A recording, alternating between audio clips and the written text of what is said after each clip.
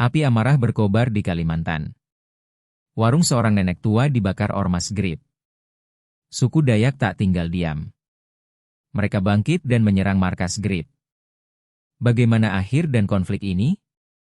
Ikuti kisahnya hanya di channel ini.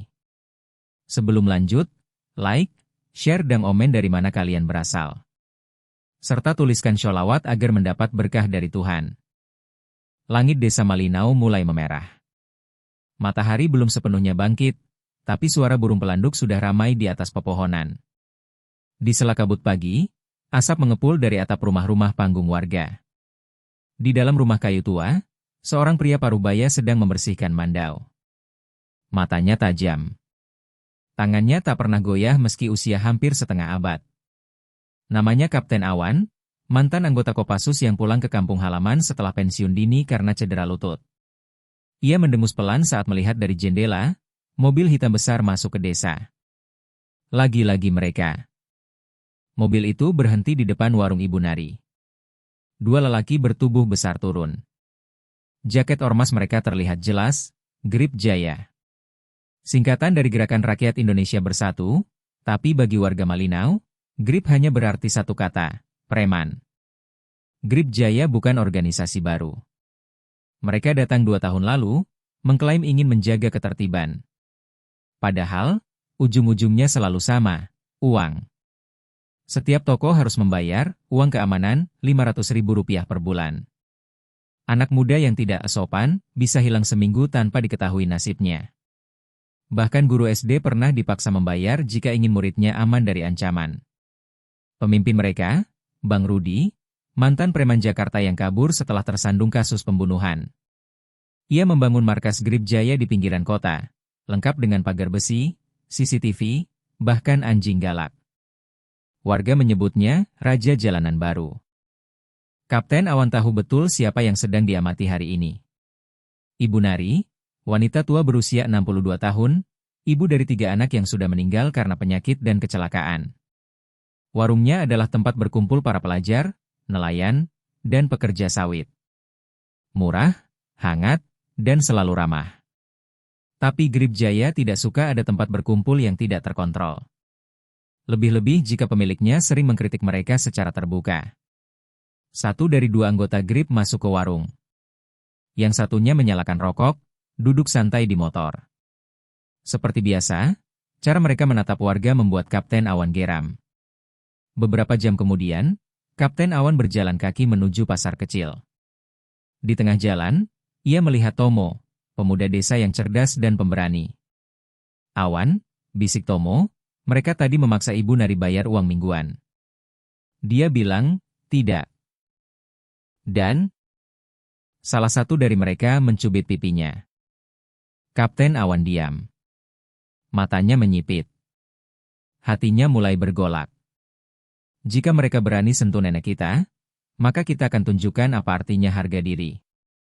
Saat senja tiba, langit berubah gelap.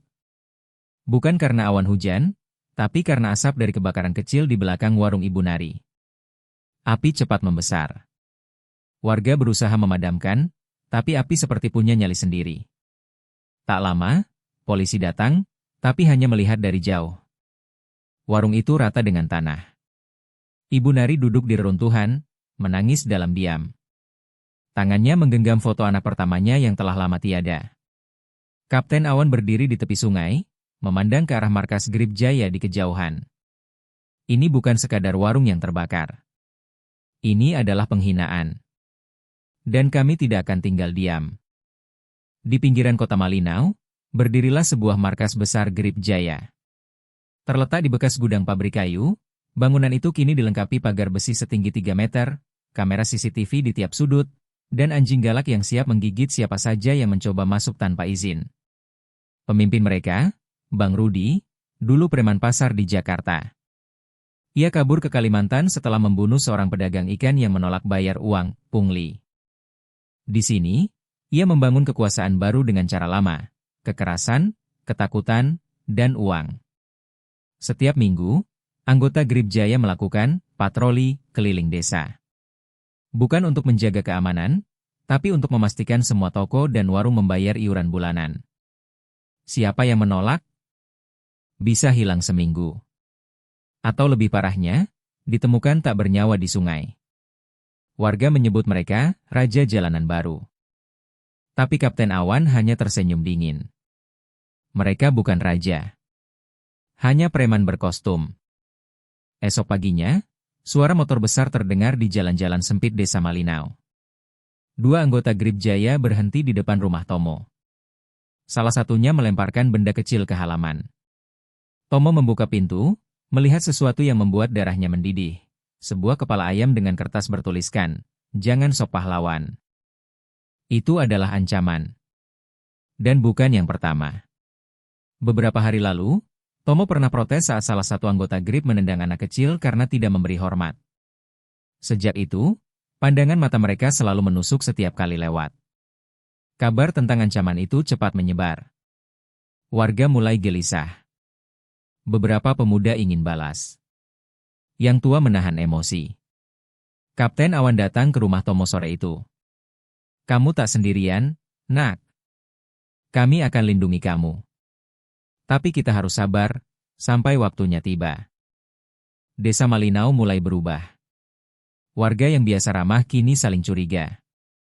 Anak-anak tak lagi bermain di lapangan. Para ibu enggan pergi ke pasar jika tidak penting. Grip Jaya berhasil membangun tembok tak terlihat, tembok ketakutan. Di pasar, para pedagang mulai membayar uang mingguan. Di sekolah, guru-guru diam saat murid mereka dipalak di jalan pulang. Bahkan pemilik bengkel mulai pasrah saat diminta sumbangan amal oleh Grip. Tapi Kapten Awan tahu, ketakutan bisa runtuh.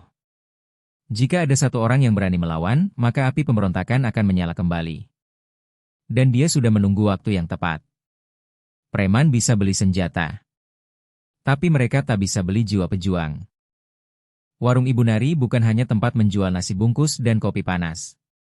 Itu adalah simbol kehangatan, persaudaraan, dan pengabdian bagi warga Malinau. Di sana, anak-anak sekolah bisa makan dengan harga murah. Buruh sawit bisa duduk istirahat tanpa diganggu. Bahkan pelajar dari desa tetangga sering mampir untuk belajar di meja kayu tua miliknya. Ibu Nari sendiri adalah janda tua yang tabah. Suaminya meninggal karena penyakit jantung. Anak sulungnya tewas dalam kecelakaan perahu. Yang kedua hilang entah kemana. Dan yang ketiga, meninggal akibat demam berdarah. Namun meski hidup penuh luka, ia tak pernah berhenti membantu orang lain. Termasuk saat memberi makan Kapten Awan setiap kali pulang dari hutan. Kami suku Dayak tidak punya banyak harta. Tapi kami punya hati. Dan warung itu adalah hati kami. Itulah mengapa, ketika warung itu hangus terbakar, seluruh dusun seperti kehilangan nyawa. Api mulai membesar malam itu. Asap hitam membumbung tinggi, menutupi bulan dan bintang. Warga berlarian dengan ember dan selimut basah, tapi percuma. Kayu-kayu tua cepat terbakar. Ibu Nari hanya bisa menangis. Di tangannya, ia masih memegang foto anaknya yang paling kecil. Foto itu ikut hangus bersama reruntuhan.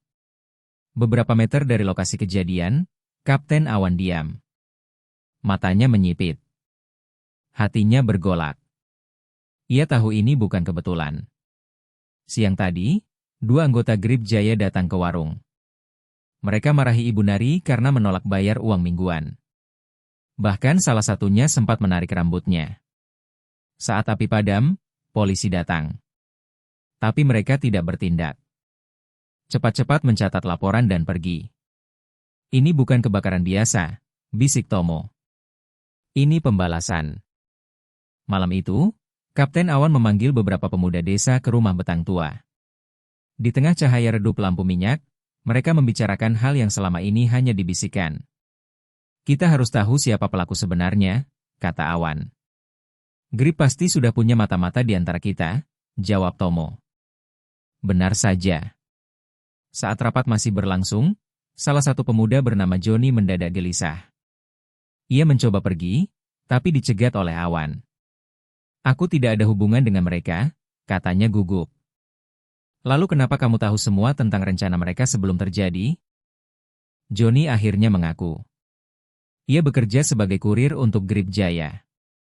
Setiap minggu, Ia mengantarkan uang hasil pungli ke markas mereka. Warga geram.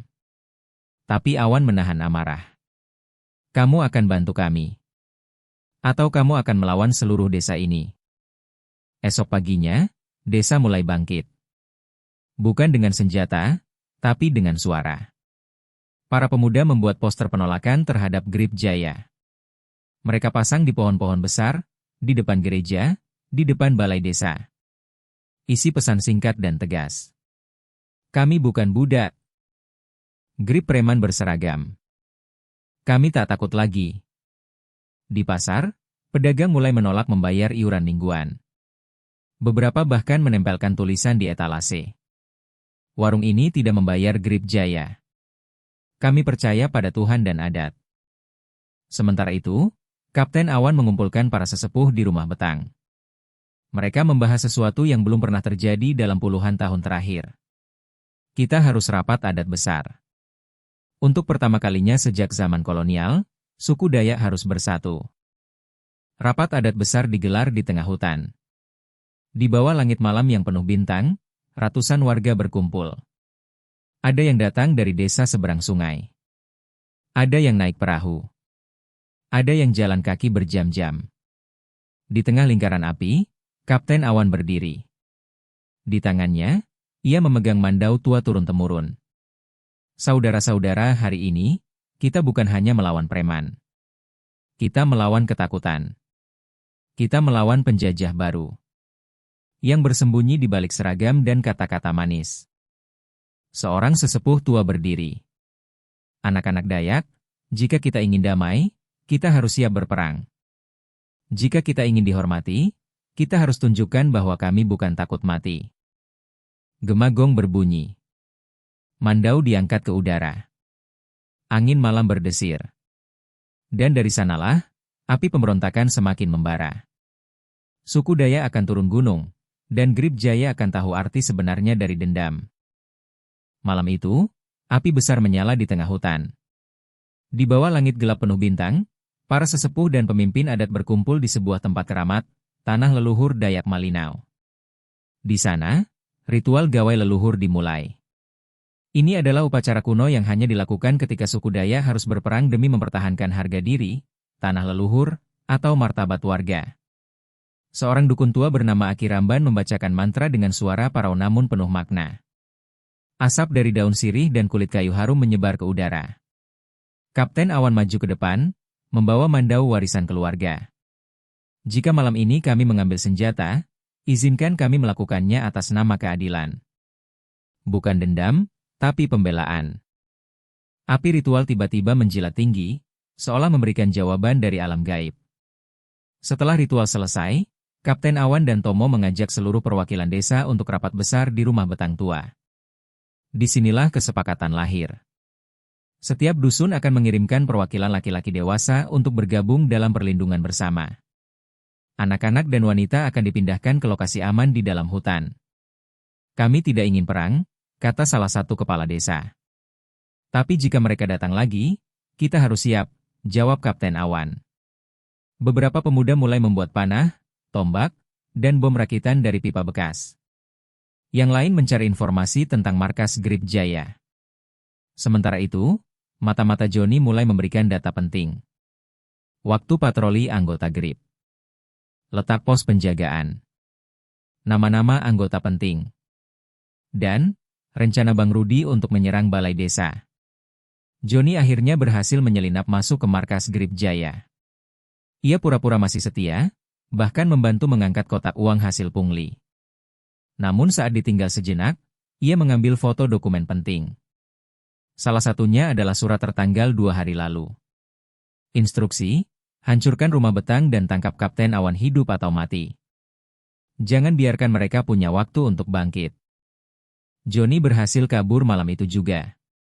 Ia membawa dokumen tersebut ke Kapten Awan. Saat dokumen dibuka, semua orang terdiam. Ini bukan ancaman biasa. Ini adalah rencana penghancuran total. Mereka ingin menunjukkan siapa yang berkuasa, bisik Tomo. Sayang sekali bagi mereka, kami sudah tidak takut lagi. Latihan dimulai di tengah hutan. Para pemuda belajar menggunakan mandau, panah, dan racun dari getah pohon ipil-ipil. Beberapa yang pernah ikut milisi lokal mengajarkan cara melempar granat rakitan dan membuat jebakan. Kapten Awan menjadi instruktur utama. Ia mengatur strategi serangan dan pertahanan. Bahkan ibu-ibu turut serta dalam persiapan logistik dan penyembuhan korban. Satu tim khusus dibentuk untuk penyabotase. Mereka bertugas menyerang markas Grip Jaya dari arah sungai dan belakang. Kita bukan tentara negara. Tapi kita adalah tentara adat. Dan mereka akan tahu artinya melawan jiwa pejuang. Para pemuda meneriakkan semangat. Gemagong menggema di antara pepohonan. Pagi itu, asap hitam terlihat dari kejauhan.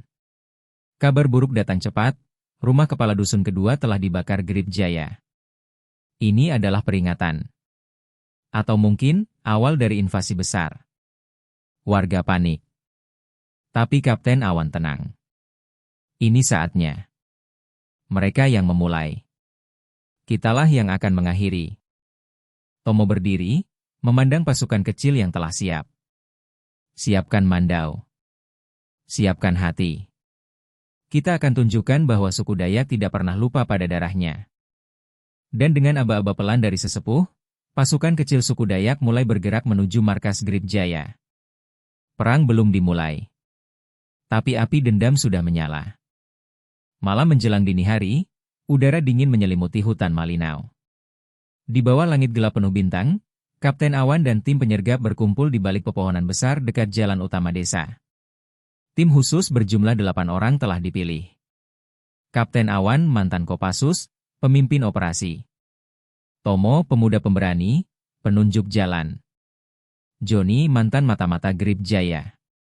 Dan 5 lainnya, anak-anak muda yang sudah dilatih. Tujuan malam itu, menyergap mobil patroli Grip Jaya dan mendapatkan informasi lebih dalam tentang rencana mereka. Kita tidak ingin korban, bisik Awan. Tapi kita harus pastikan mereka tahu, kami bukan musuh biasa. Saat itulah suara motor besar mulai terdengar dari kejauhan. 2 mobil hitam Grip Jaya melaju pelan di jalan sempit. Roda-roda mereka menggilas tanah basah. Di dalamnya, 4 anggota ormas sedang asyik merokok sambil tertawa. Di dalam mobil depan, salah satu dari mereka, Bang Dedi, tangan kanan Bang Rudi, membuka kaleng bir. Desoko aneh. Mau aja nantang-nantang. Nanti pagi kita bakar balai desa juga. Mereka tak sadar bahwa di tepi jalan, bayangan manusia sedang menunggu. Kapten Awan memberi isyarat dengan tangan. Joni melemparkan batu kecil ke tengah jalan. Suara dentuman ban terdengar. Mobil berhenti. Ada apa? Apa ketemu monyet? Belum sempat mereka keluar, serbuan kilat terjadi. Serangan dimulai tanpa aba-aba. Panah menusuk kaca mobil. Mandau mencabik pintu. Tomo langsung masuk ke dalam mobil depan dan menodongkan pisau pada sopir. Kapten Awan menendang pintu belakang. Satu dari anggota Grip berhasil turun, tapi langsung disambut tendangan keras dari salah satu pasukan. Jangan bunuh, teriak Awan. Kita butuh mereka hidup. Satu anggota Grip mencoba kabur, tapi Joni berhasil menahannya. Dengan cepat, semua ditangkap dan diborgol menggunakan tali rafia dan rotan. Api kecil dinyalakan. Disinilah interogasi dimulai. Di bawah redup cahaya api, Kapten Awan berdiri di hadapan 4 anggota Grip Jaya yang masih terluka. Siapa yang perintahkan pembakaran warung Ibu Nari? Tanya Awan dingin. Salah satunya, Bang Dedi, tersenyum sombong meski darah mengalir dari bibirnya. Itu perintah Bang Rudi sendiri. Dia bilang, biar semua tahu siapa bos di sini. Awan diam sejenak. Matanya memerah. Dia pikir kami akan lari? Takut?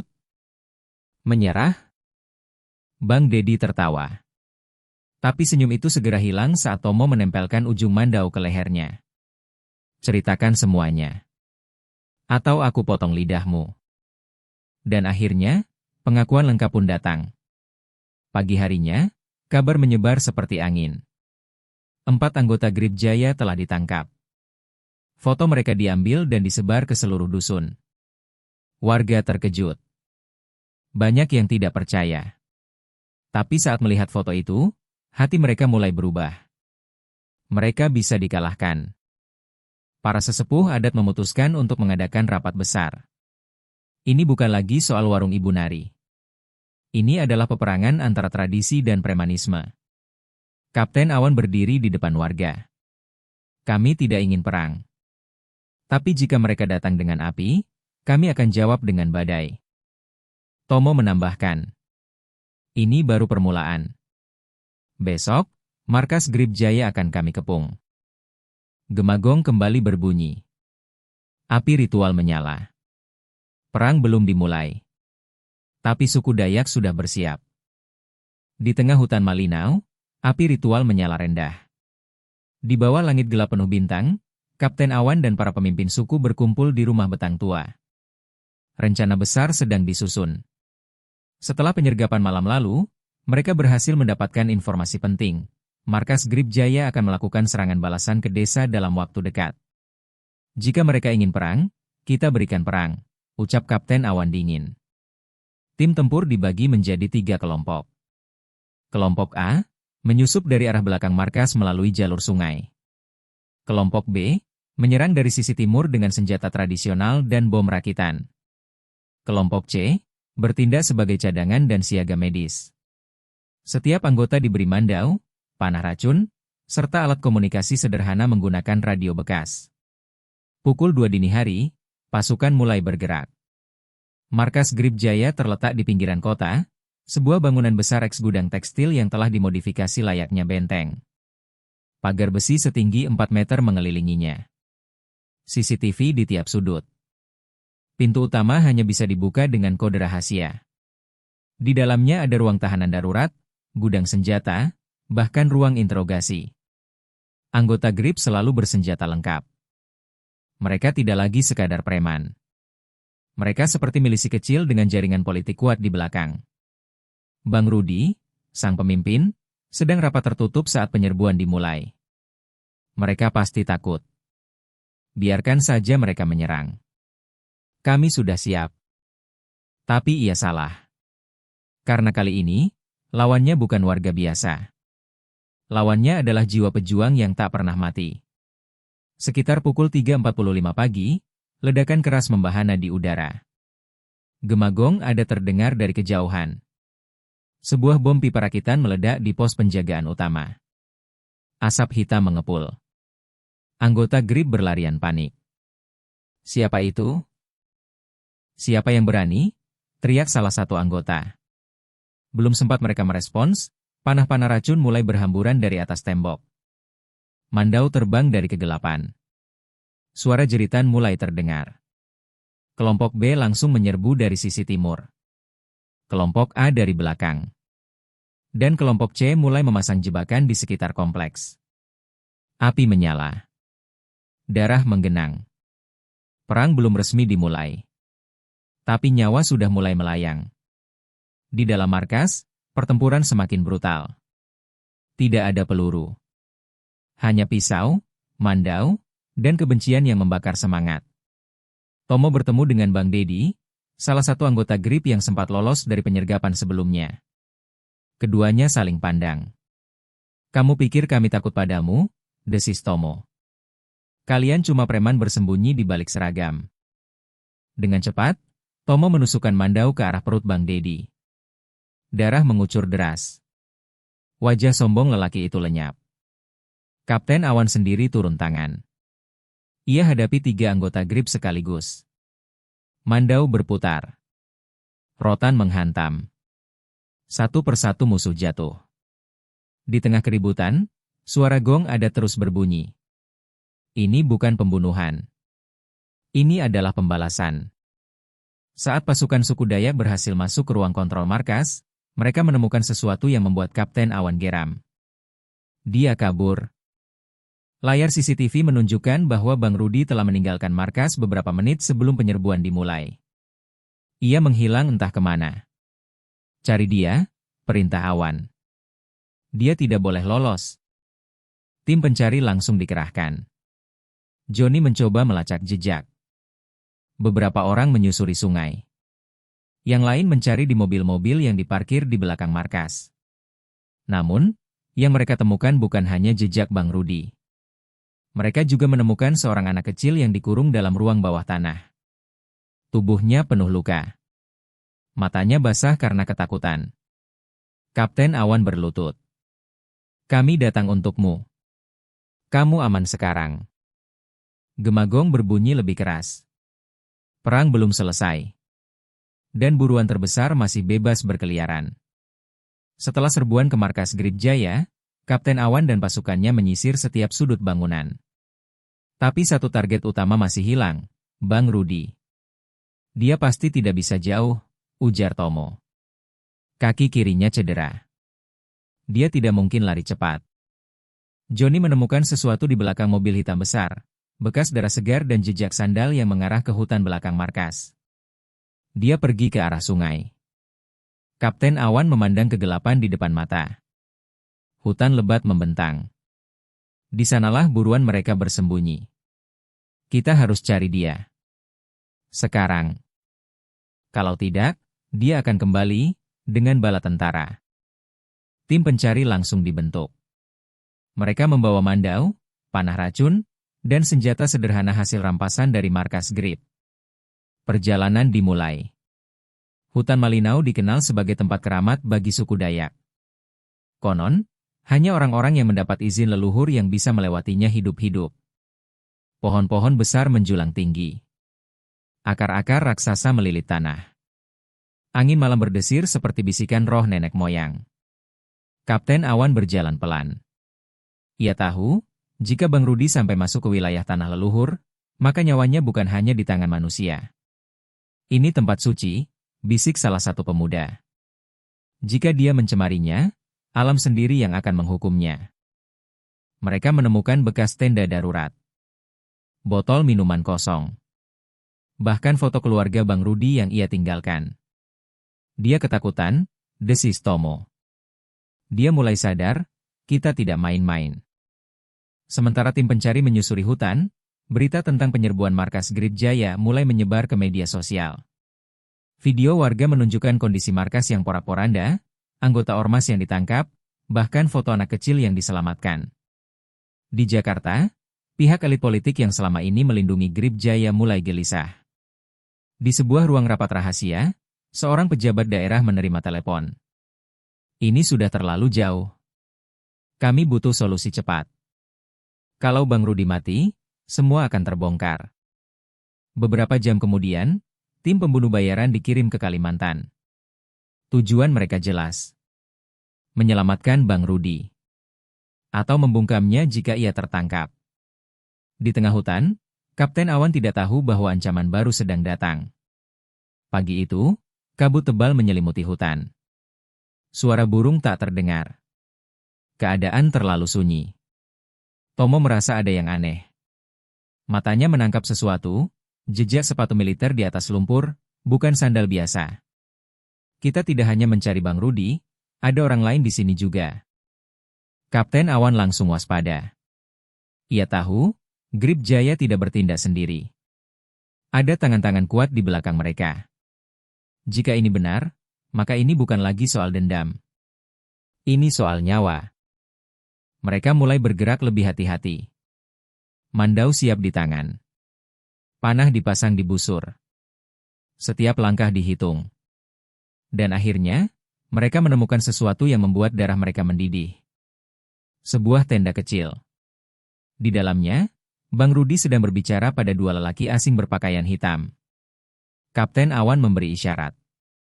Semua diam. Mereka mendengarkan percakapan dari balik semak. "Kamu harus pergi. Keluar dari Kalimantan. Polisi akan pura-pura mencari kamu, tapi kamu akan aman di luar negeri. Bagaimana kalau mereka menemukan saya? Jika itu terjadi, kami punya instruksi." Belum sempat percakapan selesai, Tomo salah injak ranting kayu. Suara keras itu langsung mengejutkan mereka. "Siapa di luar?" "Dor!" Tembakan pertama dilepaskan. Api perang meledak. Peluru berseliweran. Kapten Awan melompat ke dalam tenda, menjatuhkan salah satu pria berpakaian hitam. Tomo menusukkan mandau ke dada satunya. Johnny menembakkan panah racun ke kaki Bang Rudi saat ia mencoba kabur. Akhirnya, Bang Rudi tertangkap. Tapi Kapten Awan tahu, ini belum selesai. Siapa sebenarnya kamu? Dan siapa yang mengirimmu? Bang Rudi tersenyum pahit. Kamu pikir ini hanya soal warung? Ini soal tanah, uang, dan kekuasaan. Setelah penyerbuan markas Grip Jaya dan penangkapan Bang Rudi, berita menyebar cepat melalui media sosial dan aplikasi pesan instan. Foto-foto kondisi markas porak-poranda, video interogasi singkat, hingga wawancara spontan dengan Ibu Nari mulai viral. Beberapa jam kemudian, media nasional mulai memberitakan. Suku Dayak lawan premanisme, perang adat meledak di Kalimantan. Warung dibakar, warga desa balas dengan mandau. Anak kecil diselamatkan dari markas misterius. Aktivis HAM, jurnalis investigasi, dan LSM lingkungan mulai menghubungi Kapten Awan. Permintaan wawancara datang dari Jakarta, Surabaya, bahkan luar negeri. Kami tidak ingin perang, ujar Awan pada salah satu reporter. Tapi kami juga tidak ingin diam saat harga diri diinjak. Namun, bukan hanya orang baik yang mendengar kabar itu. Ada pihak lain yang mulai gerah. Di sebuah ruangan tertutup di kantor Gubernur Kalimantan, rapat darurat digelar. Pejabat daerah, polisi, hingga pengusaha besar berkumpul. Ini sudah terlalu jauh. Dunia luar tahu semua. Jika kita biarkan, semuanya akan terbongkar. Proyek kita, hubungan kita dengan Grip, semua bisa hancur. Salah satu pejabat menyeringai. Kita harus tutup mulut mereka. Sebelum mereka bicara lebih banyak. Instruksi langsung dikeluarkan. Tangkap Kapten Awan atas tuduhan terlibat pembunuhan. Tutup akses masuk aktivis ke desa. Cegah penyelidikan independen. Namun, rencana mereka tidak semulus yang dibayangkan. Karena suku Dayak tidak sendirian lagi. Hari itu, rombongan besar tiba di desa Malinau. Di antaranya, Ibu Maya, aktivis HAM dari Yogyakarta. Abdul Rahman, tokoh adat dari Kalimantan Selatan. Andreas Putra, jurnalis investigasi dari media nasional. Dan puluhan relawan dari organisasi lingkungan. Mereka datang membawa bantuan. Dokumen pelanggaran hak asli warga. Tim medis darurat. Pendampingan hukum untuk Kapten Awan dan pasukannya. Saat Kapten Awan menerima mereka di rumah Betang Tua, Abdul Rahman berbicara. Kami tidak datang sebagai asing. Kami datang sebagai saudara. Saudara seperjuangan. Ibu Maya menambahkan. Kami akan pastikan dunia tahu apa yang sebenarnya terjadi. Tidak ada yang bisa membungkam kebenaran. Kapten Awan tersenyum. Selama ini kami merasa sendirian. Ternyata, kami punya teman di mana-mana. Johnny, mantan mata-mata Grip Jaya, akhirnya menyerahkan sesuatu yang sangat penting. Sebuah flash drive kecil berisi rekaman rahasia. Rekaman itu adalah percakapan antara Bang Rudi dan seorang pejabat tinggi daerah beberapa bulan lalu. Jika desa menolak proyek sawit, kita pecah belah mereka. Kalau masih bandel, kita habisi kepala dusunnya. Uang sudah siap. Polisi juga sudah diatur. Video tersebut langsung disalin dan dikirim ke tim investigasi. Tak lama berselang, video itu mulai tersebar luas. Grip Jaya bukan sekadar preman, ada tangan kuat di belakangnya. Netizen marah. Mahasiswa turun ke jalan. DPRD daerah mulai memanggil pejabat terkait. Dan tekanan terhadap aparat lokal semakin kuat. Pagi itu, Kapten Awan menerima surat resmi dari kepolisian setempat. Anda dipanggil untuk dimintai keterangan terkait dugaan pembunuhan dan pengrusakan fasilitas umum. Surat tampak biasa. Tapi Tomo mencium sesuatu yang aneh. Ini bukan panggilan biasa. Ini jebakan. Benar saja, beberapa jam kemudian, Johnny mendapat informasi dari kenalan di kepolisian. Jika dia datang, dia tidak akan keluar hidup-hidup. Kapten Awan tenang. Ia tahu, inilah saatnya membuat keputusan besar. Aku akan menyerahkan diri. Tapi dengan syarat, warga Dayak tidak tersentuh. Dan kebenaran harus diungkap. Gema gong kembali berbunyi. Langkah terakhir telah dimulai. Hari mulai gelap ketika Kapten Awan mendapat informasi dari mata-mata bahwa Bang Rudi tidak dibawa ke kota, seperti yang disangka banyak orang. Ia menghilang lagi, tapi kali ini, bukan untuk kabur. Dia ingin bertemu, bisik Johnny. Di hutan keramat. Tempat leluhur. Kapten Awan tahu artinya. Bang Rudi tidak hanya ingin lari. Ia ingin mengakhiri segalanya dengan satu pertarungan, duel 1 lawan 1. Dia pikir ini film aksi. Tapi dia lupa, ini bumi Dayak. Tanpa menunggu persetujuan tim, Kapten Awan memutuskan. Ia akan pergi sendiri. Ini bukan soal balas dendam. Ini soal harga diri. Soal martabat. Tomo ingin ikut. Tapi Awan melarang. Jika aku tidak kembali, jaga desa. Jaga Ibu Nari. Dan pastikan dunia tahu kebenaran. Malam menjelang. Gema gong ada terdengar dari kejauhan. Pertemuan terakhir dimulai. Langkah kaki Kapten Awan teredam oleh lumut tebal di tanah hutan. Di atas sana, bulan purnama menyinari pepohonan besar yang menjulang tinggi. Angin berbisik pelan seperti membawa pesan dari roh nenek moyang. Ia tiba di tanah keramat, tempat suku Dayak dulu melakukan ritual perang. Di tengah lingkaran batu tua, sebuah mandau tergeletak, simbol bahwa nyawa akan dipertaruhkan malam itu. Dan di sanalah Bang Rudi menunggu. Kamu datang juga, Awan. Aku datang bukan untukmu. Aku datang untuk mereka.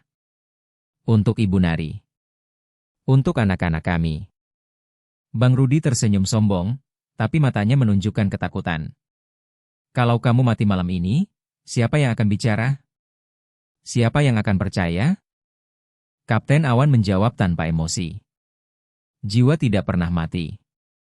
Dan kebenaran selalu punya cara untuk bangkit. Mereka berdua mengambil posisi. Duel dimulai. Keduanya tidak menggunakan senjata api. Hanya mandau, rotan, dan insting tempur yang diasah bertahun-tahun. Gerakan cepat. Tubuh berputar. Mandau bersilang. Suara logam bertabrakan menggema di antara pepohonan. Bang Rudi kuat. Tapi ia tidak punya jiwa pejuang. Ia hanya preman dengan nafsu kekuasaan. Kapten Awan lebih tenang. Setiap gerakan ia ukur. Setiap serangan ia hindari. Ia bukan sedang berperang, ia sedang menegakkan keadilan. Beberapa menit berlalu. Darah mulai menggenang. Tapi belum ada yang jatuh. Kamu pikir bisa menghancurkan kami dengan uang dan ancaman? Kami adalah darah leluhur. Jiwa yang tak pernah mati. Serangan terakhir diluncurkan. Dengan satu gerakan cepat, Kapten Awan menghindari serangan dari kanan. Ia putar tubuhnya, dan dengan mandau di tangan kiri, ia menghantam pergelangan tangan Bang Rudi. Senjata musuh terlempar. Ia terjatuh. Napasnya tersengal. Bang Rudi merayap mundur, mencoba meraih sesuatu di saku celananya. Tapi Kapten Awan tahu apa yang ia cari. Tidak hari ini. Dengan tangan gemetar, Bang Rudi akhirnya berbisik. Kenapa kamu tidak takut padaku? Kapten Awan menjawab dengan tenang. Karena aku tahu, kebenaran selalu menang. Dengan sekali tusukan tepat di bawah tulang rusuk, nyawa Bang Rudi berakhir. Tidak dramatis. Tidak heroik. Hanya suara angin yang mengiringi kematiannya. Kapten Awan membersihkan mandau di daun pisang besar. Ia letakkan tubuh Bang Rudi di bawah pohon besar sebagai simbol penghormatan terakhir. Ia ambil ponsel lama dari sakunya. Mengirim satu pesan. Ini sudah selesai. Saat fajar mulai menyingsing, Kapten Awan berjalan keluar dari hutan keramat. Langkahnya pelan tapi mantap. Tubuhnya lelah, tapi hatinya ringan. Di pinggir desa, Tomo dan pasukan lainnya menyambutnya. Ibu Nari menangis haru. Anak-anak melihatnya dengan tatapan kagum. Kami tidak ingin perang, ujar Awan pada warga. Tapi jika harus mempertahankan harga diri, kami siap turun gunung kapan saja. Gemagong adat kembali berbunyi. Tapi kali ini, bukan sebagai penanda perang, melainkan sebagai penegasan bahwa suku Dayak tidak pernah diam saat harga diri diinjak. Malam itu, langit Malinau dipenuhi bintang. Suara burung hantu terdengar samar-samar di antara pepohonan. Di rumah betang tua, para sesepuh berkumpul. Kapten Awan duduk diam di ujung bangku kayu. Ia melihat foto anaknya yang telah lama tiada. Lalu ia berdiri, mengambil jaket hitam usangnya. Aku akan menyerahkan diri besok pagi. Tomo terkejut. Kenapa? Kamu tidak bersalah. Tapi jika aku tidak pergi, mereka akan terus menekan kalian. Ini cara terbaik untuk melindungi desa. Sesepuh tertua menghela napas panjang. Kamu layak disebut pahlawan, Awan. Tapi pahlawan bukanlah orang yang mati sebagai martir. Pahlawan adalah yang tahu kapan harus bertindak, dan kapan harus mundur demi kebaikan banyak orang. Esok paginya, Kapten Awan datang ke kantor polisi setempat. Ia membawa mandau yang masih tersimpan rapi di dalam sarung kulit. Ia langsung ditahan. Tuduhan berdatangan. Pengrusakan fasilitas umum. Perusakan properti ormas. Dugaan pembunuhan terhadap Bang Rudi. Namun, media nasional mulai memperhatikan. Aktivis HAM turun tangan. Dokumen pelanggaran Grip Jaya mulai diajukan ke pengadilan tinggi. Di ruang sidang pertama, Tomo hadir sebagai saksi. Kami tidak ingin perang. Kami hanya ingin hidup damai. Tapi mereka membakar warung, mengancam warga, bahkan menyekap anak kecil. Sidang terus berlangsung. Dunia luar mulai ikut campur. Dan suara suku Dayak akhirnya terdengar. Warung Ibu Nari dibangun kembali. Kali ini lebih kokoh. Lebih besar. Dan kali ini, ada tulisan di depan pintu. Warung ini tidak membayar Grip Jaya. Kami percaya pada Tuhan, adat, dan kejujuran. Warga kembali ramai. Anak-anak belajar di meja kayu tua. Pelajar dari desa tetangga datang untuk makan siang. Ibu Nari tersenyum. Ini bukan hanya warung. Ini adalah simbol bahwa kami tidak takut lagi. Beberapa hari kemudian, sebuah yayasan lokal datang menawarkan bantuan ekonomi bagi ibu-ibu Dayak. Kami ingin ibu menjadi contoh. Bahwa wanita Dayak juga bisa kuat. Bisa mandiri. Bisa melawan. Ibu Nari meneteskan air mata haru. Anak-anakku, kalian lihat? Perjuangan tidak selalu dengan mandau. Kadang cukup dengan keteguhan hati. Setelah serangkaian insiden, pemuda-pemuda desa sepakat untuk membentuk komunitas baru. Laskar Adat Kalimantan, LAK. Tujuan mereka jelas. Melindungi nilai-nilai tradisi. Menjaga hak-hak masyarakat adat. Menjadi penjaga perdamaian tanpa senjata api. Tomo menjadi salah satu pemimpin utama. Ia memberikan pelatihan tentang hak asasi manusia, perlindungan lingkungan, diplomasi budaya. Di tengah hutan, mereka membuat markas kecil. Di sana, mereka latih jiwa muda untuk menjadi garda terdepan pelestarian budaya. Kami tidak ingin lagi ada darah yang tumpah, ujar Tomo saat upacara pembukaan. Tapi jika suatu hari nanti, harga diri kami diinjak, maka kami akan siap turun gunung lagi. Gemagong adat berbunyi. Api semangat belum padam. Pagi itu, di bawah sinar matahari lembut, para sesepuh berkumpul di rumah betang. Di tengah mereka, seorang lelaki tua berdiri. Kami pernah hidup di zaman kolonial. Di mana kami dibungkam. Di mana kami diinjak. Tapi kami tetap bertahan. Karena kami percaya pada jiwa pejuang. Pada darah leluhur. Pada hati yang tidak pernah mati. Kapten Awan, yang sedang menunggu putusan pengadilan, mendengarkan dengan tenang. Kami tidak ingin perang. Tapi kami juga tidak akan pernah diam. Karena kami adalah suku Dayak. Jiwa yang tidak pernah lupa. Gemagong terakhir berbunyi.